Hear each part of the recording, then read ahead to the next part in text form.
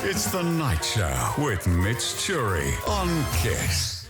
Hey, I am the night show, night chat show. We have guests. It's nighttime, so you can say and do whatever your heart desires. Thank you very much. I've Be got yourself. a lot to get off my chest. Good, I can imagine. You know what? You've had a very illustrious career. Has radio been an offer? Have you done radio? Excuse my ignorance if you have in the UK. No, I haven't. I haven't ever done radio. I wouldn't be that confident, I don't think, doing a show on my own. I think I'd find that pretty hard. I like to bounce off people. Yeah. So I like being a guest more than a host. I don't think I'm particularly good as a host. That's my struggle, David. I hate it. That's why my whole team are here. They're on mic every night. Producer Grace, say hi to David. Hello, David. Hi, Grace. Grace is gorgeous. Digibel does all the digital here. Her name's Isabel, but we call her Digibel. She's a big fan, actually. Digibel loves you, David. Hello, Digibel. I don't know what any of these people look like because I can only see you. Digibel's in a coconut bra and she's got a fruit hat on. She demands she wears that costume. Grace is Russian, of course. Black lipstick, black eyeliner. That's the beauty of radio. See, David, it's a theatre. You can make it all up and no one knows. They have to believe. All right, everybody, my next guest I am a big fan of, and you know what? So is my godson, my 9-year-old godson, all thanks to TikTok, which I think is such an interesting angle, and I really need to ask him all about it. You will know him, obviously, from the success of Little Britain, which is celebrating its 10th year anniversary this year. Come Fly With Me, which I adore. He's in Australia, which I feel like is a second home for this guy. I mean, if you follow him on Instagram, you'd think he lives in Bondi. I love the Instagram stories that we've had from David Walliams. Welcome to the Night Show, David. Thank you very much. I think it's actually 20 years of Little Britain. Is it 20 years? Yes, because I think it started just about 20 years ago. And me and Matt toured Australia in 2007. Wow. So that was both our first experiences of coming to Australia. And you're right, it is like a second home. It's like a spiritual home because we'd always have such incredible audience reaction here in Australia. And our very first gig that we did was in Melbourne, and Barry Humphries came and he took us out for lunch the next day. So we were absolutely floating on air. Oh my! I think I heard you in another interview on this network. Went really well. It was really, really well received, and you and the host had great chemistry. I heard you mention that Barry Humphries was a comedic icon of yours, right? Yeah, completely. I mean, it was seeing him live, because I think when you're you're an aspiring comedian or whatever. I was just a teenager and I was thinking about it, but you go and see someone do a show that is so explosively funny, and you're absolutely, falling off your chair with laughter, and you think, oh, that's what I want to do. Not that you're going to be any as good as him or anything like that, but it's just you're so electrified by it that you're so inspired, and you think, oh, if only, and it becomes your dream. David, who is someone that still makes you cack it? Who makes you laugh the hardest you've ever laughed? Is there a comedian or is there a show that you watch? A new show, old show? Matt Lucas makes me laugh a lot because I feel like I've got a kind of front row seat when we're creating characters together, and he's so good at doing voices and characterization. So he always makes me laugh. But I like Jimmy Carr. I think is hilarious. I like that kind of rude kind of humor. Yes. Still things like Airplane, the movie Airplane. I love it. Really makes me laugh. And Yeah. my son has been getting into comedy movies, so we've been watching the Austin Powers movies again, which are hilarious. Eddie Murphy. I mean, I kind of pretty much like all comedy. Yeah. The thing that I was obsessed with growing up was Mel Brooks Yes. with Blazing Saddles and the Producers, and Monty Python as well. And I love Rowan Atkinson. Yeah. I kind of went through lots of stages of kind of liking different comedians and kind of, sort of exploring what they did. I think the greatest ever is probably Peter Sellers. Because I think, have you seen... I've never seen Peter Sellers. You've never seen the Pink Panther movies? Yes, yeah. But not the Steve Martin Yes, ones. the original ones. yes. Yes, you've seen those. Yes. That's Peter Sellers. And he I think, is the greatest comedy actor of all time. Wow, we were talking about the Pink Panther the other day. We were talking about the theme song, and how that theme song is one of the best songs, the original score for Pink Panther of all time. It's so good. Well, a friend of mine, David Arnold, he does film soundtracks, and he said comedy is the hardest genre of film to score. And he said the only person who ever really got it right was Henry Mancini, who wrote the music for the Pink Panther. There you go. And he also did Breakfast at Tiffany's. Wow, the breadth of his skills. Yeah, wow, he can do both. There you go. Now, the tour in Australia, what is this about? You're doing, so there's shows for kids and there's shows for adult, and you're doing it in the same day, David? Is that how it works? Yes, that's right. I actually, a couple of days, I'm doing 3 shows in a day. Yeah. An 11 a.m., kids show, Matinee. a 3 p.m. kids show, and then a show at 7:30 for the grown-ups. But I actually loved it. It was such a fun day, even though I was at the theatre for 14 hours because we were still rehearsing bits and pieces. I loved it because the thing about doing a show is waiting around all day to do it. You can still fill time, but, you're sort of just constantly feeling a little bit restless thinking about to be on stage. But actually, I just spent most of the day on stage and loved it. And there were meet and greets as well. So I was just full of energy. I mean, I was pretty crashed out at the end. I couldn't really, when I got back to the hotel, I went straight to sleep. Yeah. But I loved it. It was a really fun day. And as I say, audiences here are sort of really up for it. I think you guys have a great sense of humor. You're pretty unshockable. So I kind of feel like I can push the envelope a little bit more here. And just really, we just had a laugh together in a way in the audience. And there's some Little Britain characters in the show as well. Oh, I love that. I come out as Carol Beer, Computer Yep. Says No at the start, and then I do Lou from Lou and Andy in the second half with Matt on the big screen. There was a character I saw on your Instagram who has the shocking teeth, the terrible teeth. Lou Todd, Lou. and it's Lou and Andy where Andy goes, I want that one, and I'm looking after him. He's in a wheelchair, and so he's meant to be in Australia with me, and I call him up, and then Matt, we pre-recorded this conversation, so that's a great part of the show, and the audience are really happy to see the Little Britain characters again. Oh, of course. Those teeth, are they? How do you travel with those things? They're not in the toiletries bag, are they, Matt? They're in a special little bag, which has some water in it, and then a little box. Water? But you've got to be very careful with them. Really? And they're like flippers? You need to keep them moist. Oh, my God. Like a lot of things. I was going to say, keep them interesting. moist. Yes, but if you're just tuning in, we're talking about David's teeth, everybody. Must be kept moist. What do you say? I really wanted to ask you this about the rise in Little Britain, and I get a lot of come fly with me clips on my TikTok. And my godson, who is 8, I got 8 and a 10-year-old, they adore the show, and they just sit there and they get these clips that go for 1 minute, or it's one scene, or it's a compilation, and you go, this is a whole new audience, and they're still loving it. You had the generation that kind of we got very woke for a bit, and I almost think we're seeing the reverse where kids are going anti-woke. Some of these younger kids are the opposite, really. Yeah, I think so completely. And you see the kind of jokes that are shared online, and there are actually lots of really edgy jokes, right? Yeah. I mean, like when Donald Trump was shot, look at Twitter or something. It was like lots of really bad taste jokes about it. Yeah. But yeah, it's great because I think because we've mainly done sketch shows, I think, you're talking about 1, 2 minute, 3 minute clips, which works perfectly on YouTube or TikTok or Instagram. And then when something happens in the news that might be kind of relevant to one of the characters, like, when there was an IT crash, and so lots of people showing the Computer Says No clip, and then like immigration is a big issue in the UK, and I had this character that I played in Come Fly With Me where I was Ian Foote, this immigration officer, and you see clips of that all the time. So I'm just glad that they're shared and still enjoyed, and yeah, you're right, a whole new generation who seem to have their sense of humor intact are enjoying it. Yeah, well, I think that's an interesting flip that we're seeing. I'm definitely seeing it. I mean, I'm 28, so I'm on the cusp. I've got a lot of millennial friends who were that generation of, and it made good change, but of being very aware and very woke, and then we had the cancellations in that era. But I've got a lot of younger friends, Gen Z friends, who love it. They love, like, the edgy comedy and the humor. Yeah. I feel like as a society, we're going back down into that. I hope so, because I think the thing is, don't take comedy too seriously and don't take it literally. Yeah.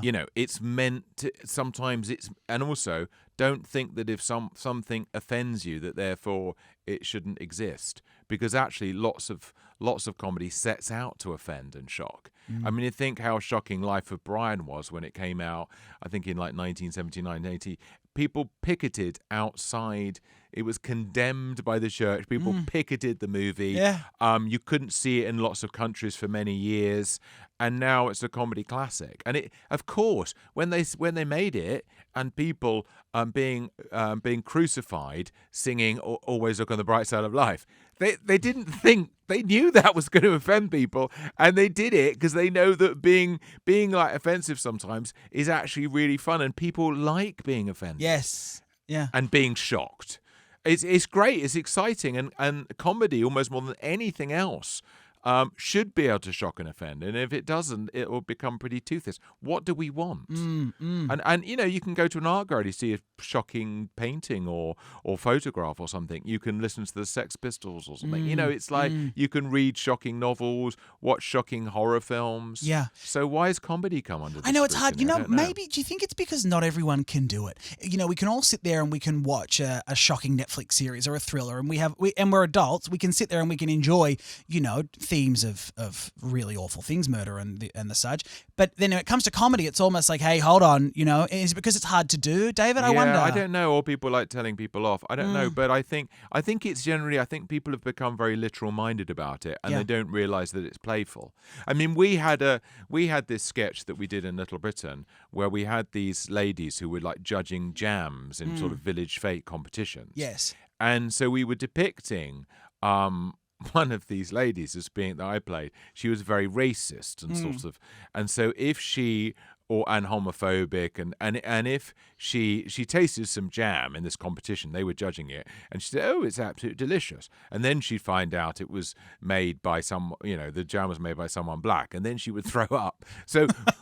And some people go, "Oh, it's disgusting." Right. She throws up because she eats some jam by blood. People say, "Yes, I know it's meant to be. You're meant to be shocked." Yes. And you're meant to go how ridiculous racism is. And I sort of despair sometimes when people can't seem to decode things like that. You're making the joke because you're aware of the implications, yes, right? I know. Yes, it's not like it's not real, because also she's had the jam. He thinks it's delicious, and then she finds out. I mean, it's clearly deconstructing racism. It's not saying it's fine. It's saying how ridiculous it is. I know, but even this conversation to be had is so funny. It's so funny that we're having the conversation about it.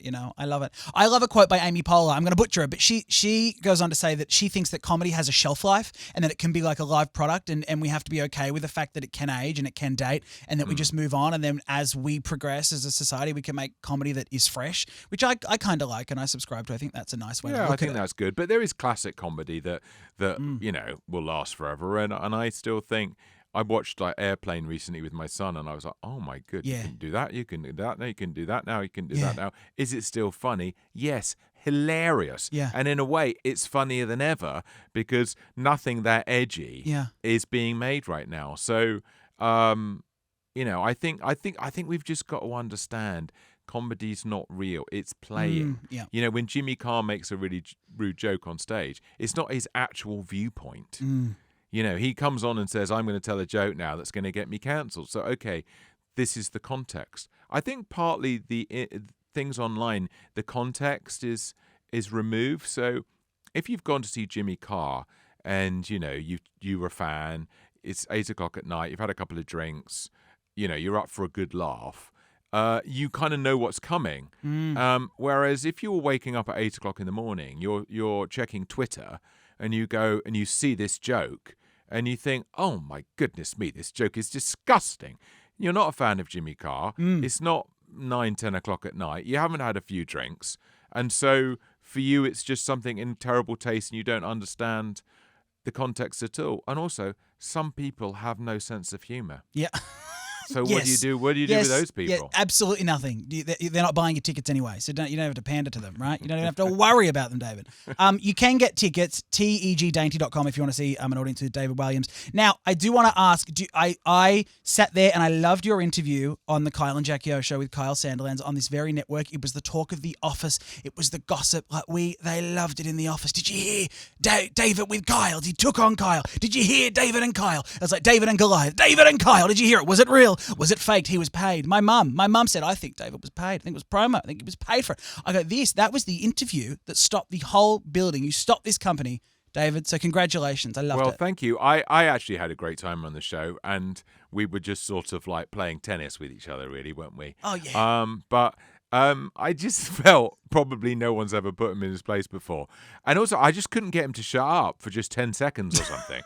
So even when Jackie was reading out, as you kindly did, how you could get tickets for the show, he just started interrupting. So I had to say, can you just be quiet for 10 seconds? He didn't even manage that. On 9 seconds, he interrupted. So I think next time, if I'm invited back on the show, I'll ask him to do a sponsored silence. I'll say, I'm going to give $1,000 to a charity of your choice. if you don't speak for the next 10 minutes Yeah. and see if he can manage it. He would love it. You know what? He would love it, David. He really We would. got on well, and you know what? I thought he was a funny guy, and you know, it's good to have some banter with people. But Totally. interestingly, you know, the people putting on the show at first were, I'm not sure you do this interview. You know, it's a bit rude, and he might say this and he might say that. It was the best bit of press I've ever done. I know, that's exactly what People I are was still saying. talking about it. Totally. So that's great, and his show's being talked about. Totally. So yeah, I like them both very much, actually. Oh, producer Grace, I should have called David a prick, and then we could, like, obviously then worded him up, and then we could have made it a whole thing. We could have got, you know, the second Kiss FM star to offend David Walliams in the same week. Well, I wasn't still have time. offended by him. You weren't offended? I wasn't the least bit offended. I just liked playing with him, really, and like putting him in his place. It was sensational. It was sensational. It was a laugh. So I will do it. I will plug it again. TEG Dainty, an audience with David Walliams. Digibel, do you have a question for David? I know you're a fan. Before we go, is there anything you want to ask? You can go for it. It's your one chance. Is she going to come into shot? Oh, do you want her to come? Yeah, come into shot. Yes, Come in please. studio. Digibel. This is someone who She you say does. likes me. She adores you. Hi, Digibel. Here, put the headphones on. Talk to David. Hi. Isn't he handsome? Isn't she handsome? She's Oh my beautiful. goodness! Hello. Hi. Oh, How are you? Hi. Good. I wanted to ask: is there anything you've ever regret in your career, or anything you would do Everything. again? Oh. every single moment of it. No, I mean, I don't regret it. The thing when you're a comedian is sometimes you do push things a bit too far, and sometimes you're trying to make a joke, but it just comes out wrong, and you hurt someone's feelings. And that's when that's happened. It makes you feel very uncomfortable. But it's not your intention. But sometimes I always think with jokes you have half a second to decide whether to say it or not, and then sometimes it goes wrong. But I think you just have to accept that and move on. You can't be funny all the time. Look, I didn't have headphones on, so I'm hoping it was She's a great very question. beautiful. Great answer. Thank you, Digibel. It was. Appreciate it. It was Yeah, no wonderful. worries. We Thank had you, real David. we had real chemistry. I could feel it. The energy was palpable. She's got sweat pits under her arm. You love that, Digibel. Well done. Well done. All right, well, let's get out of here. Thank you, David. It was a pleasure having you on the show. Big fan. I love your work. And if you want to get tickets to see him, you can go and do so. Thank you, David. Thank you very much. Thanks for having me. I appreciate it. How good. We might get an ID if you don't mind. Yeah, what for, would you for the like me show. to say? Hello, David Walliams. It's David Walliams here. I'm on The Night Show with Mitch Churi. Mitch Churi. Hello, I'm David Walliams, and I'm on The Night Show with Mitch Churi. Oh, should we do it in a character? Is there a favorite character you've got? Did I say your name right? You got it. Oh, Churi. yeah, I would have told you. It's perfect. How'd you spell it? Churi. That's Churi. what I thought it Yeah, was. no, you nailed it. Do you want? Okay. Is there a favorite character you want to do it in, or is there someone that you want? I could do it as the computer says no woman, maybe. Love. Yeah. This is Carol Beer. Computer says no. I'm on The Late Show with Chris Churi. What's your name? It's Mitch. It's Mitch. Mitch. Yeah, Mitch. Hello, it's Lou Todd here, and I'm very excited to tell you that I am on The Late Show tonight with Mitch Churi, whoever he is. Okay, you're having too much I'll fun do a normal Okay, one. please. Thank you. Hello. Hi, I'm David Walliams, and I'm very excited to be on The Late Show tonight with Mitch Churi, and I'm very happy that Kyle has not been invited. It's The Night Show. Sorry, it's actually The Night Show. Fuck's sake. Hello, I'm David Walliams, and I'm on The Night Show with Mitch Churi, and the best thing about it is that Kyle Sandilands is not on it. He's right behind you, David. Turn around. He's behind you. Oh, Jesus Christ. Imagine. I'd never. Was that all good? Fantastic. Thank you very much for having me. I do appreciate it. My pleasure. We're going to air that tonight right around the country. The prime time of 8 p.m. Oh, it's going to go off. It's going to go insane. It's going to explode. It's Well, gonna be thank you huge. very much, Mitch. I My appreciate pleasure. your time. Lovely to meet you. Bye-bye. Thank you. Enjoy the tour. Thanks, guys.